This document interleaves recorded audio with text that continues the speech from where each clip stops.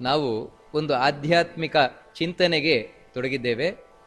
ನೋಡಿ, ಸಾಮಾನ್ಯವಾಗಿ ಈ ಜಗತ್ತು ಇವತ್ತು ಹೇಗೆ ನಡೀತಾ ಇದೆ, ಜಗತ್ತಿನ ಚಕ್ರ ಹೇಗೆ ನಡೀತಾ ಇದೆ ಅಂತ ಹೇಳಿದ್ರೆ, ಸಾಮಾನ್ಯವಾಗಿ ಎಲ್ಲೋ ಒಂದು ಕಡೆ ಒಂದು ಮಗು ಹುಟ್ಟುತ್ತದೆ.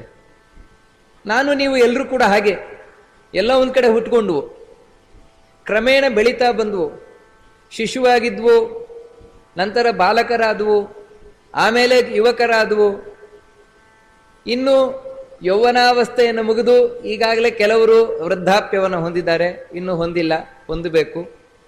ವೃದ್ಧಾಪ್ಯವನ್ನು ಹೊಂದಿಯಾಗಿದೆ ಕೆಲವರು, ಹೊಂದಿದ ಮೇಲೆ ಮುಂದೆ ಒಂದು ದಿನ, ಯಾವಾಗಲೂ ಒಂದು ದಿನ ಮರಣ.